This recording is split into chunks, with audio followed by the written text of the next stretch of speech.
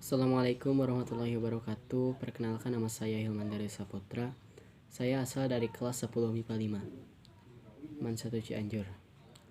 Di video ini saya akan sedikit mempresentasikan substansi dan strategi dakwah Nabi Muhammad SAW di Madinah. Ketika di Madinah, Nabi Muhammad SAW meletakkan dasar pembinaan bagi masyarakat yang baru terbentuk. Pada prinsipnya, apa yang beliau lakukan di Madinah adalah merupakan nilai dan norma yang mengatur hubungan kemasyarakatan yang majemuk dan plural dalam segala aspek kehidupan sosial, ekonomi, politik, dan lain-lain, yang dipimpin oleh Rasulullah SAW.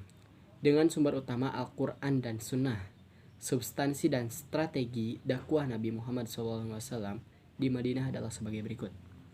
Yang pertama, mendirikan Masjid Quba. Sementara penduduk kota Madinah menunggu kedatangan Nabi Muhammad SAW dengan penuh rasa kerinduan. Setiap hari selesai sholat subuh, mereka pergi keluar kota menanti kedatangan Nabi dengan sabar. Sementara itu, Nabi Muhammad SAW sudah di Quba, 2 farsak jauhnya dari Madinah. 4 hari beliau tinggal di tempat itu, ditemani oleh Abu Bakar. Selama 4 hari itu, beliau membangun Masjid Quba. Ali bin Abi Thalib datang ke tempat itu setelah mengembalikan barang-barang amanat yang dititipkan kepada Nabi Muhammad SAW kepada pemilik-pemiliknya di Mekah. Ia sendiri meninggalkan Mekah, menempuh perjalanan ke Yatsrib dengan berjalan kaki. Perjuangan yang sangat memulitikan itu dilakukan selama 2 minggu penuh. Ketika Nabi Muhammad SAW dan rombongan datang pada hari Jumat 12 Rabiul Awal atau 24 September tahun 622 Masehi, umat Islam di Madinah menyambut dengan gembira. Mereka ingin sekali melihat Nabi kebanggaan mereka, karena selama ini mereka belum pernah melihatnya. Para pemuka Madinah menawarkan diri supaya beliau tinggal di kediaman mereka atau di rumah-rumah mereka. Mereka dengan segala persediaan dan persiapan yang ada, tetapi beliau secara halus meminta maaf kepada mereka sesampainya di sebuah tempat untuk penjemuran kurma kepunyaan 2 orang anak yatim dari Bani Najjar. Unta itu berlutut berhenti. Ketika itulah Nabi Muhammad SAW turun dari untanya dan bertanya, "Kepunyaan siapa tempat ini?" tanyanya. "Kepunyaan Sahal dan Suhail bin Amr," jawab Ma'ad bin Afra.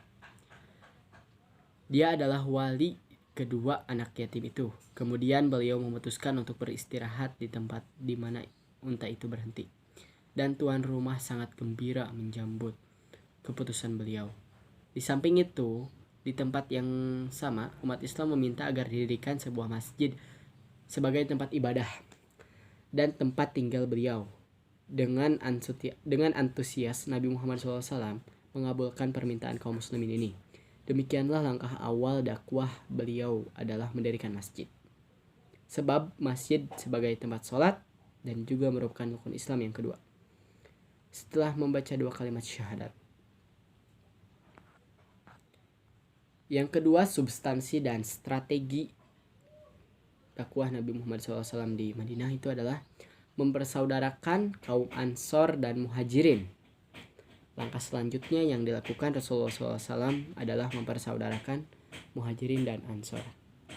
Kaum Muhajirin adalah kaum muslimin yang berhijrah dari Mekah ke Madinah, sedangkan kaum Ansor adalah penduduk asli Madinah yang sudah menganut agama Islam. Disebut kaum Ansor, mereka adalah penolong kaum Muhajirin. Di samping itu, di Madinah juga terdapat orang-orang musyrik dan sisa-sisa dari suku Aus dan Khazraj, serta orang-orang Yahudi. Orang-orang Yahudi terdiri dari Bani Qainuqa di sebelah dalam dan Bani Quraijah di Fadak, Bani Nadhir tidak jauh dari Fadak, dan Yahudi Khaybar di utara. Yang ketiga adalah membuat Dustur Madinah, Piagam Madinah. Masyarakat Madinah terdiri dari kaum muslimin yang terdiri dari kaum Ansor, Muhajirin. Bangsa Yahudi terdiri dari Bani Quraisyah, Bani Nadir, dan Bani Qainuqa.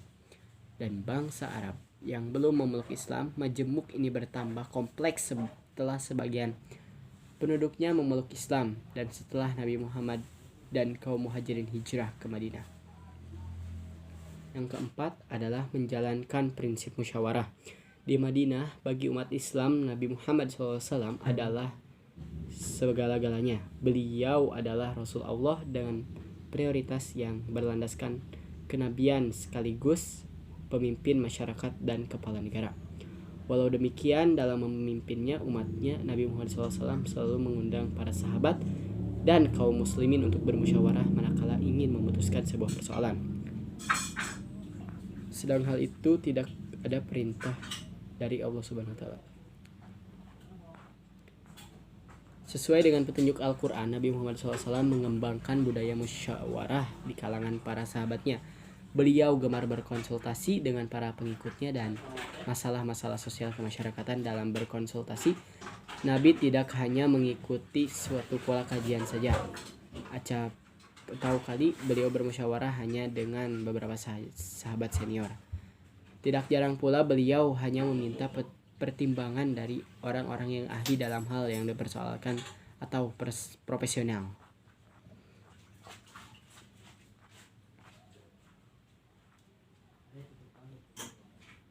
Dalam kasus peristiwa Perang Badar, umpamanya 17 Ramadan tahun kedua Hijriah atau 8 Januari 623 Masehi, Nabi Muhammad SAW memutuskan posisi pasukan Islam pada satu tempat dekat mata air.